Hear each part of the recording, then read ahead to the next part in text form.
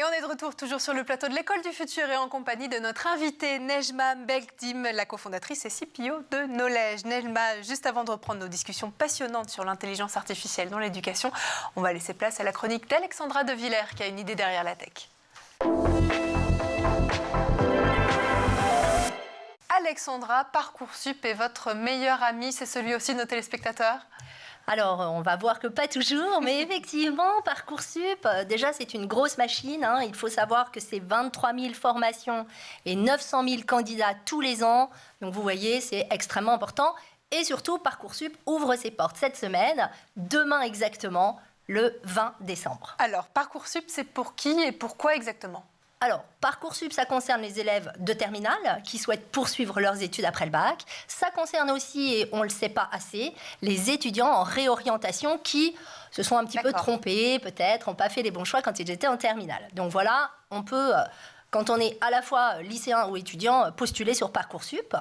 Parcoursup, c'est une plateforme sur laquelle donc se rendent ces étudiants et ces lycéens qui cherchent une formation et sur laquelle on va retrouver donc ces formations qui cherchent aussi des candidats. Donc l'idée, c'est de les mettre en relation. Est-ce qu'il y a des grandes échéances à respecter quand on est lycéen ou étudiant ? Bien sûr. Alors les dates, le calendrier Parcoursup est extrêmement important, il faut le respecter. Sinon, on peut ne pas être recruté. Donc, je vous le disais tout à l'heure, le 20 décembre, la plateforme ouvre. Les lycéens et les étudiants vont avoir accès à toutes les informations nécessaires, notamment les dates de porte ouverte, les attendus des formations, etc. C'est consultatif. Ensuite, deuxième date, le 17 janvier. Là, ils vont pouvoir s'inscrire et commencer à faire leurs vœux. Ils ont jusqu'au 14 mars 2024 pour faire leurs vœux, 23h59. Pas une minute de plus, c'est extrêmement important. Une fois passée cette date, ils ne pourront plus ajouter de formation ni en retirer parmi leurs vœux. Ils ont néanmoins jusqu'au 3 avril pour rédiger tout ce qu'ils ont à rédiger. On va en parler, lettre de motivation, plein de choses. Très important, il faut valider ces vœux avant le 3 avril. Si on ne valide pas, ce n'est pas pris en considération. Et puis, le 30 mai, le verdict tombe, ils vont avoir leurs résultats. Suspense. Voilà, donc vous voyez, toutes ces dates, il faut bien les respecter. Alors, combien de vœux on peut formuler sur Parcoursup en tant qu'élève ou étudiant ? Alors, je vais essayer de répondre en étant claire, mais c'est un peu compliqué. Dans l'absolu, de manière globale, c'est 10 vœux par étudiant, par lycéen, 10 vœux sur les formations classiques et 10 vœux en alternance. Mais ce n'est pas aussi simple que ça. Il y a des formations pour lesquelles c'est un vœu, point, et d'autres formations qui autorisent ce qu'on appelle les sous-vœux. Ça veut dire que, par exemple, vous postulez en classe préparatoire sur une spécialité et chaque établissement que vous sélectionnez correspond à un sous-vœu.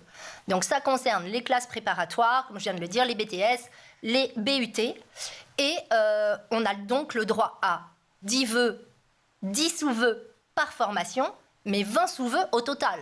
On ne peut pas faire 10 vœux et 10 sous-vœux, soit 100 vœux, ça n'aurait absolument pas de sens. D'accord. Et la règle est effectivement la suivante, 10 vœux et 20 sous-vœux maximum pour toutes les filières. Je crois qu'il existe aussi des vœux groupés sans sous-vœux pour le coup. Pour compliquer encore un peu plus la chose. Voilà, il ne faut pas non plus que ce soit trop simple pour les lycéens et les étudiants. Il y a aussi des vœux groupés qui ne comptabilisent pas les sous-vœux. C'est-à-dire que vous pouvez postuler, par exemple, un concours qui propose plusieurs écoles, et là, vous pouvez prendre autant de parcours que vous voulez. C'est le cas des écoles de commerce post-bac, des concours Access, des concours Sésame, des écoles d'ingénieurs aussi, Avenir, Puissance Alpha, etc. Et la licence PASS, médecine, qui permet aux étudiants, en Île-de-France seulement, de postuler à toutes les licences PASS de l'Île-de-France. Il y en a plus de 30. Voilà comment ça marche. Effectivement, c'est pas toujours simple. Effectivement, c'est un peu compliqué, mais vous êtes là justement pour éclaircir, nous, en plateau, et puis nos téléspectateurs sur ce sujet de Parcoursup. Alors, comment on s'y fait quand même pour s'y retrouver dans cette jungle de Parcoursup ? Alors, effectivement, vous le voyez, les vœux, c'est pas très simple. Et surtout, il n'y a pas une règle précise. On ne peut pas faire une sorte de mode d'emploi avec tous les cas, parce qu'il y a trop de cas particuliers. Donc, le conseil que je donne aux lycéens, aux étudiants, c'est vraiment, dès l'ouverture de Parcoursup, c'est-à-dire dès qu'ils pourront s'inscrire à partir du 17 janvier, de bien aller voir sur Parcoursup et puis bidouiller, entre guillemets, c'est-à-dire cocher une formation, regarder si ça compte en un vœu, des sous-vœux, etc. C'est de la pratique Parcoursup. Il faut prendre du temps. Voilà, c'est vraiment ça qui est important pour les lycéens. Alexandra, vous dites aussi très souvent sur ce plateau que Parcoursup est votre ami. C'est un peu de la provoque, non? Oui, effectivement, j'aime bien dire vous ça. Aimez bien. Oui, ça me plaît de dire que Parcoursup est mon meilleur ami parce que déjà, j'y vais tous les jours, plusieurs fois par jour. Donc, on se connaît bien tous les deux. Et puis je dis ça parce que Parcoursup est tellement décrié par les médias qui expliquent que c'est horrible, que les familles cauchemardent, que vraiment Parcoursup, ça broie du lycéen. Voilà, je suis pas d'accord. Déjà, petit rappel, ma génération, quand on avait notre bac, on courait à la fac, on faisait la queue pendant des heures pour avoir une place.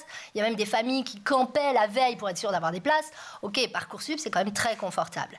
Il faut pas oublier aussi que 76% des lycéens étaient satisfaits des propositions qu'ils ont reçues en 2023 et qu'il n'y a que 3% des candidats qui n'ont aucune proposition d'admission. Donc vous voyez, c'est sur ces 3% que les médias s'acharnent en fait. Il faut savoir aussi que ces 3% de lycéens qui n'ont pas d'admission, c'est souvent parce qu'ils n'ont pas fait de bons choix. Si on sait utiliser la plateforme, si on vise juste, je dis toujours ça, Parcoursup, il faut viser juste, ni trop bas, on a des propositions d'admission. Et ben voilà, vous savez quoi faire. Donc ça commence dès demain, Alexandra. Exactement, première ouverture étape demain.